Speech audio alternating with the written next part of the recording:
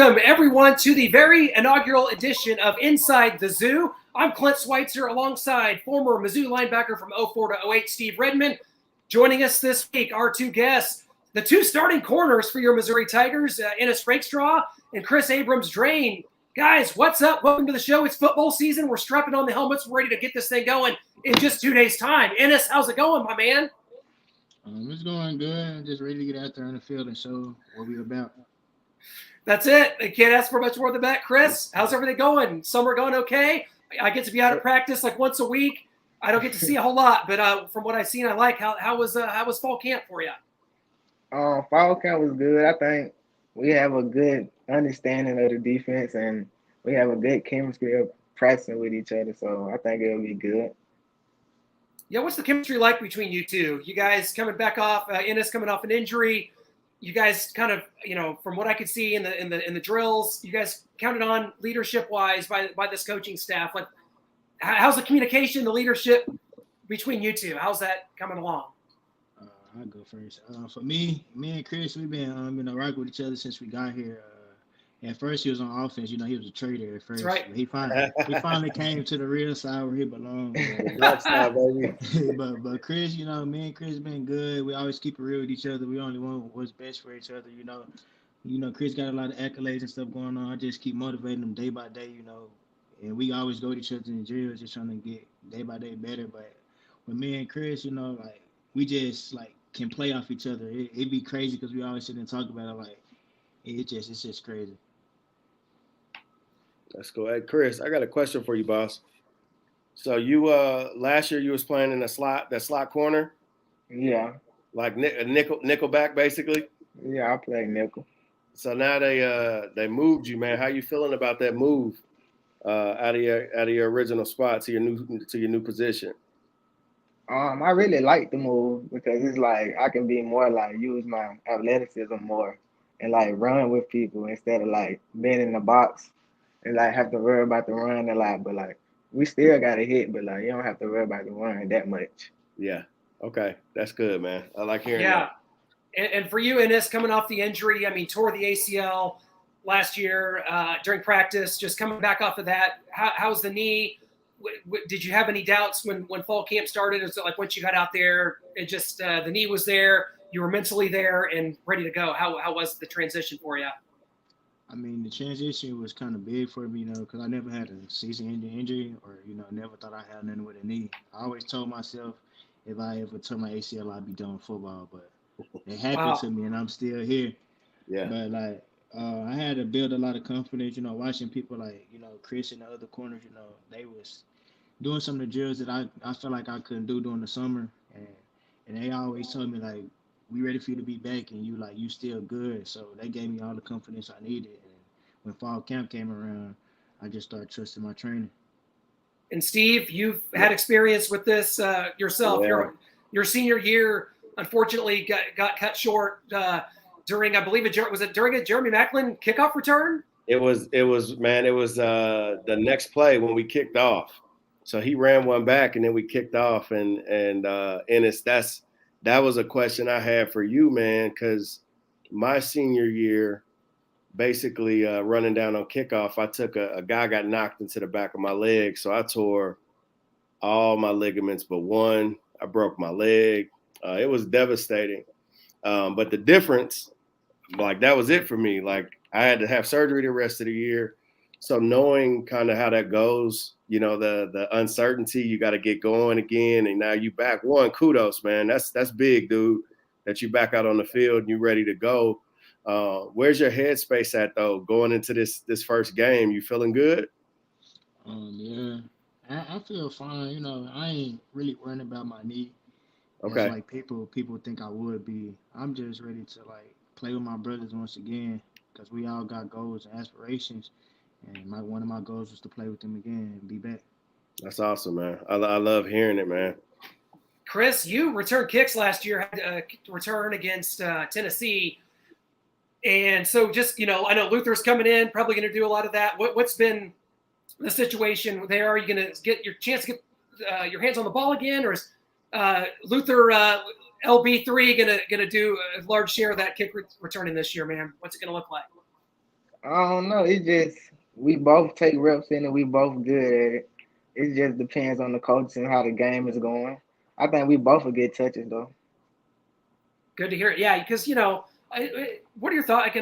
Going against this offense, man. That's a question I have too, Kris. Is this offense, these receivers, this 2 deep, man, is very deep at receiver. We know what a guy like Luther Burden can do. What's it like going against this receiving group? Guys like Lovett and Looper. I mean, it's everywhere. There's a very talented receiver group. How you guys faring against them in practice?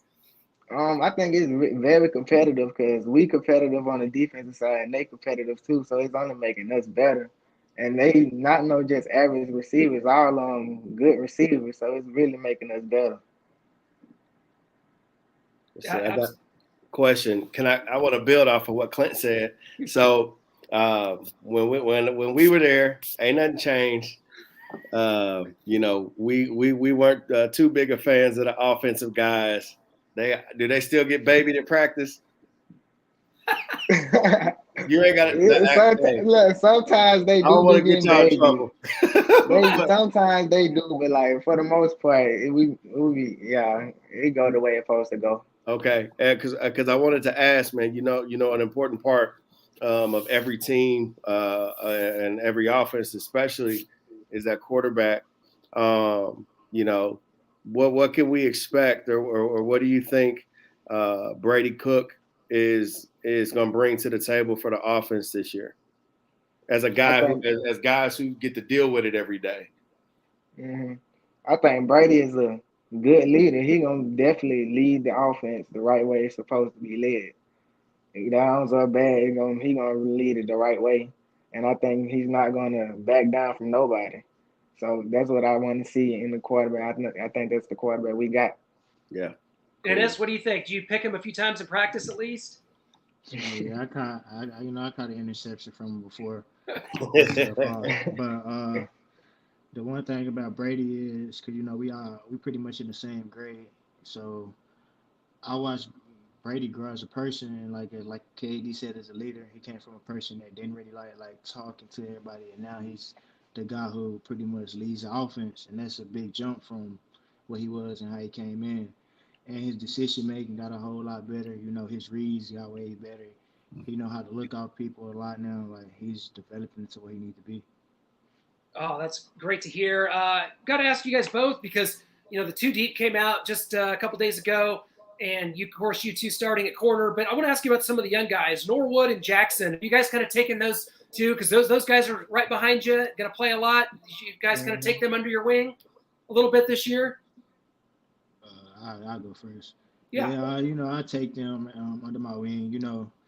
I took DJ under my wing when he first got here, and I told him before I got hurt, I just walked up to him one day because it was on my heart, and I told him that one day it's gonna be a day I'm not gonna be here.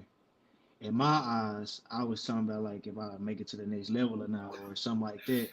But later on, like a couple weeks later, I tore my ACL, and that was the first person I called. So like, and he was already groomed, in the right way. So when he got in versus Florida, like it was just like it made me feel so like happy to see him like doing what we talked about.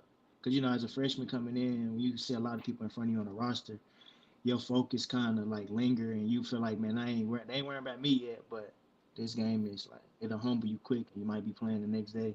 In Norwood, I like how he came in. He's very athletic. He cool. We play the same spots on the field. I can't tell y'all what we play right now, but me and him, we be helping each other out. Even though I'm an older guy, he tell me what I need to do, and we just get each other lined up. So them LJ Hewitt, we got a couple guys that's under the radar that one day y'all go see too. But we got a good group in every aspect of our team. Yeah, and I think they train the same way we do. Like they making good plays, like the same way we making good plays at practice. So like, I think if we ever have to get out the game, it won't be a drop off. They'll just continue to do what they're supposed to do. Awesome. Excellent. I got to ask you guys about new defensive coordinator Blake Baker because he got promoted from safeties coach. You guys know him well. Talk about Coach Baker, what he's meant, what he's been like to play for. Kris, starting with you. Coach Baker, I see him out there. He's an intense guy, passionate guy.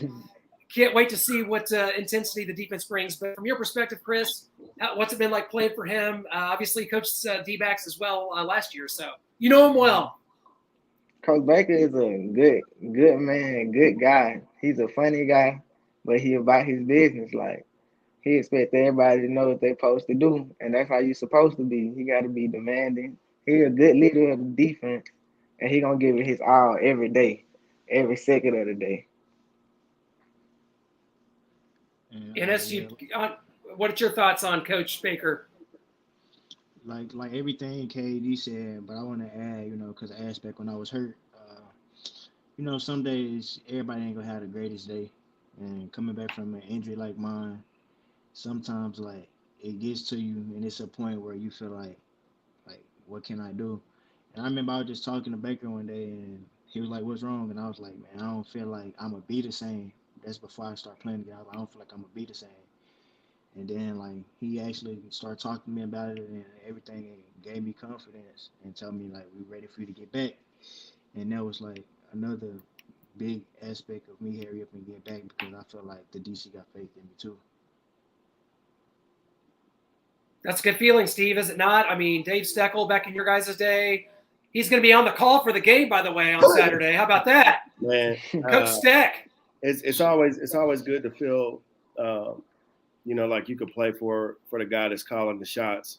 You know, I got to, you know, Coach Steck was my personal coach, my linebacker coach, and I was blessed. Coach Eberflus was our D coordinator, and there was just guys that you never wanted to let down, and you knew everything that they were demanding and expecting of you was what they were giving as a coach. And that's man, that's so life-giving, and that's so powerful on the sidelines when you got a guy that you can look at as a coach, and you know he's putting in just as much as you're putting in. So that's great to hear that you guys feel that way about your D coordinator, because that's the stuff that gets you through those stretches, those tough stretches, whether it's in a game or in a season, gets y'all rallied back together.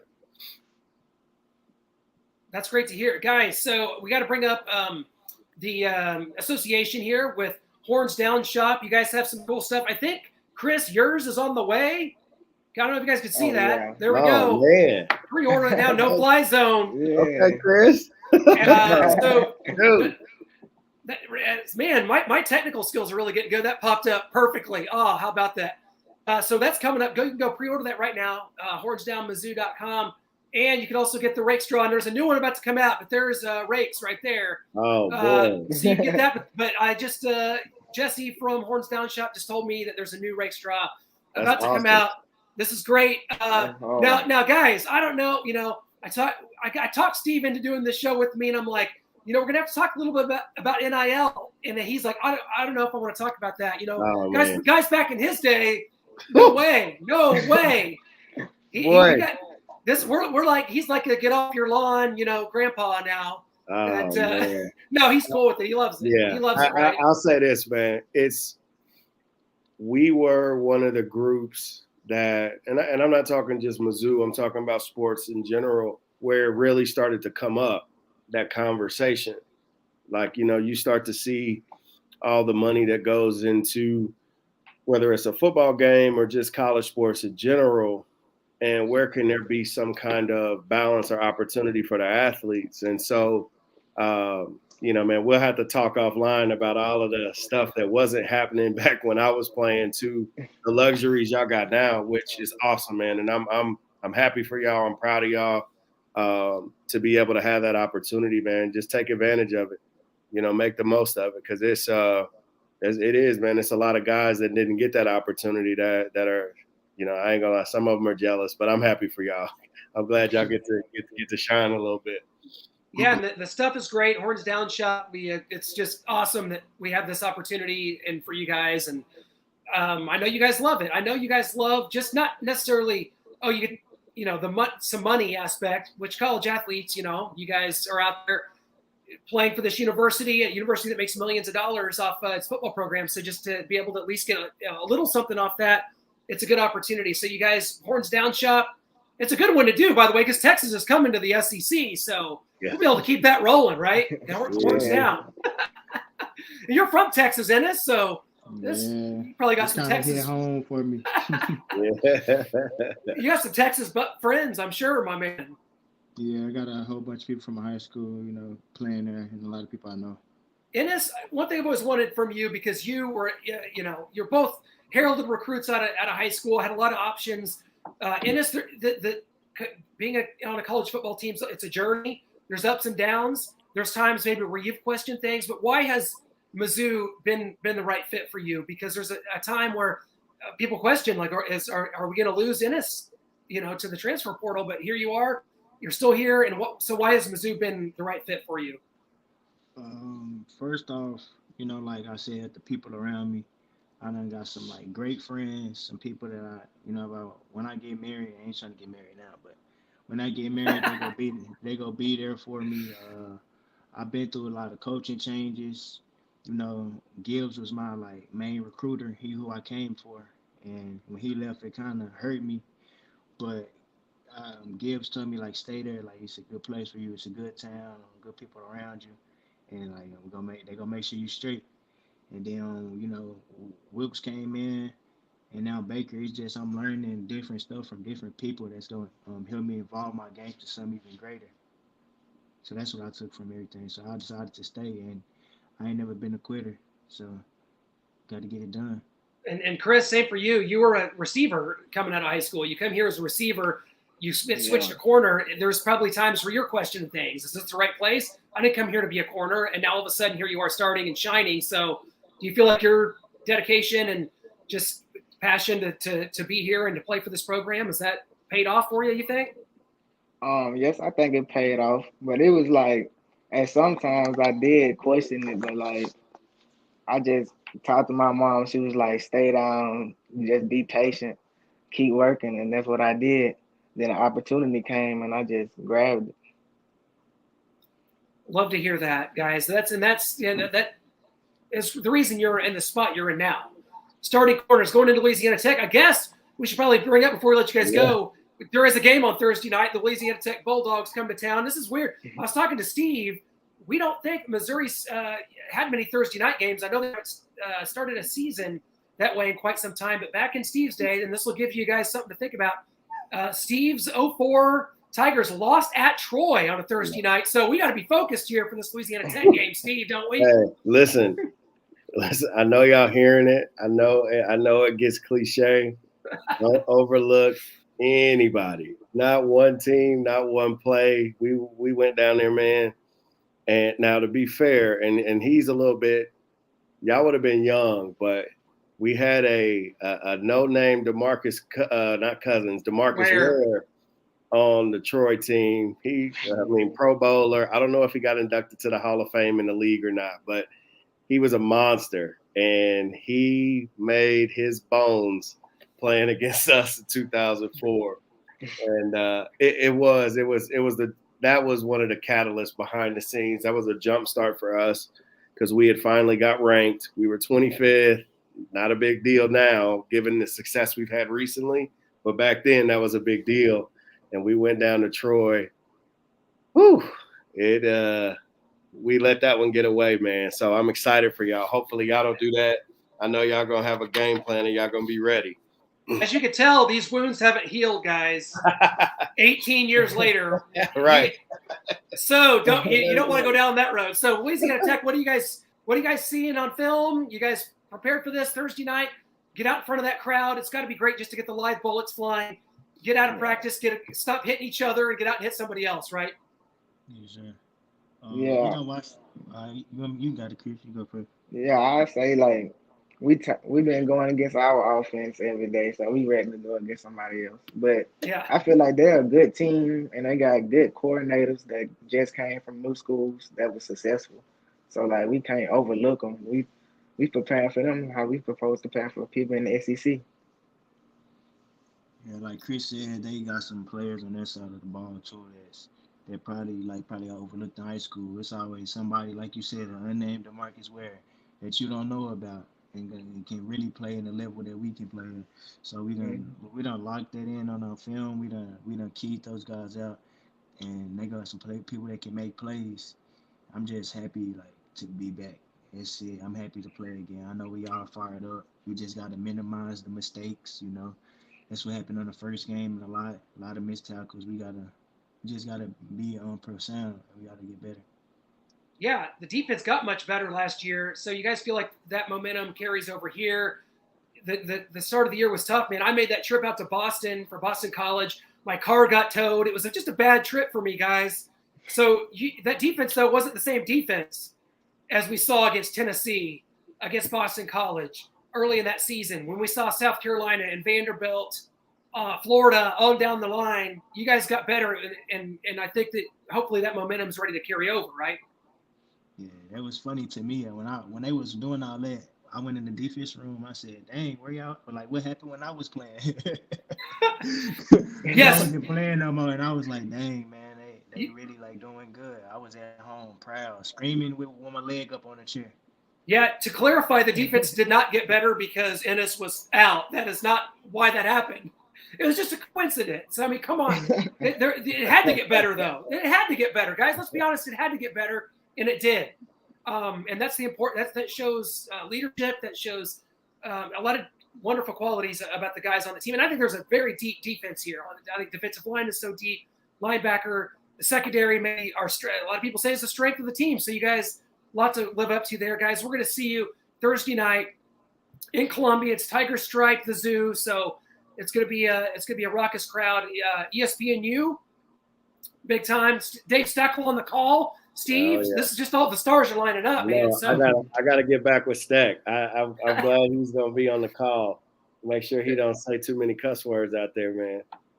Yeah, they've got the button ready. Dave's already made it. He's made it a year or two already, so he still has a job. So Coach is doing good. So for Ennis and for Kris, guys, thanks so much for being on the show. Hope we can keep doing it. I know it might be. We might switch up. It might be different. It might be just Kris. Might be just Ennis. Might be both of them. We'll see how it goes as the year goes on. And I just want to make sure that everybody, again, sees the shirts again from Horns Down Shop. Pre-order the no-fly zone now.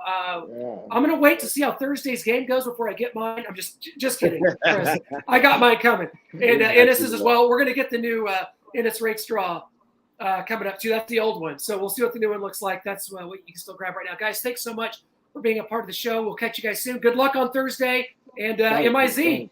ZOU. Thank God. Thank God. Thank y'all. Appreciate it. Steve, great to hear from our guys there. You heard it, Ennis and Kris Abrams-Draine. And it's just, here we go. Our feet were to the fire too, man. Yeah. We talked like 2 hours ago. We got this together. And I'm so grateful to have you here. And hopefully you had fun too. And hopefully you'll I'll be want back. to keep doing this. It's a great opportunity. It's a great experience. And like I said, it's cool to connect with the guys that are there now. I know there's going to be, when I look at it, we didn't talk about this, but you think about, the last 3 seasons being 500 at best, maybe a little below 500. And I remember those moments, man. I remember when we were making that climb to ultimately number 1 in the nation in big time bowl games. We had several seasons like that. And then all it took was, you get a deep defense, you get the right, players in the right spots. And next thing you know, voila, you go from being unranked at the start of the season to, top 10 for most of the season. And it's very possible, man. I'm excited for these guys and looking forward to watching that game on Thursday. You brought up a good point there. Do you feel like that is there a mental kind of hump you have to get over? Is there something tangible about kind of taking that next step as a program? Because we've seen 3 straight seasons of 6-6. As I always say, that's like being underwater, but with like a straw in your mouth, with the straw barely, you're barely breathing at that point. You're existing. You're barely existing. You guys had to take that step. 2004 was a big time step back. That was your freshman year. Yep. And from then on, it was like, okay, you get to back to bowl eligibility the next year. Beat South Carolina in that Independence Bowl. Yep. And then it's like, then I think we started like 5-0 in 2006. Yeah. And then it's just like the train kept rolling. Do you feel like there's something tangible? How do you get over that hump? And how does it have to be a collective? Is it a coaching thing? What is it? How does it happen? It's a collective, because and why I feel good talking to Kris and Ennis is it starts with the language, right? We started using different language, right? So, some of the processes that exist, we know that, right? You got to recruit and you got to get the right players in. And as we started to do that, the language started to change, the expectations started to change, and that's what started to manifest on the field. And for us, it was quite literally breaking down barriers. We used to have these bricks that we would look at, beat K-State. You've been a fan your whole life. How many years could we not beat K-State? And then once we beat them, it was like, no problem. Colorado, same thing, being back in the Big 12. So for these guys, they keep scratching and knocking at that door. And when you look at the depth that they have on defense, when you look at the playmakers they have on offense and Brady Cook, like, all we have to do now is go execute that. And, that's going to be exciting to see, because then once you get that momentum going, it's really hard to stop. It's really hard to stop, man. That's a good point. And this team's going to get its chance at Kansas State in week 2. So that's going to come up really quick. And it's been 11 years since we've played the Wildcats, but you're right. That was a big one for me. Nebraska was a big one. Yeah. And then we got them the year before you got there in 03. It had been since 1978. You're right. I think that you bring up some really good points. And from not having been there and in the locker room and around this, it's hard for a fan, I think, sometimes to comprehend just what goes into rebuilding a program and a mindset. And there's a lot there. And what I was going to say, when you say that, it makes me think too, we have to realize and some people feel differently about it, but like being biased to the KU-MU rivalry, like in the SEC, we're kind of a fish out of water. Mm-hmm. So it's almost, in my mind, like we have to start we've been starting that process over. Like, can we beat the Tennessees consistently and the Kentuckys consistently and the South Carolina's consistency?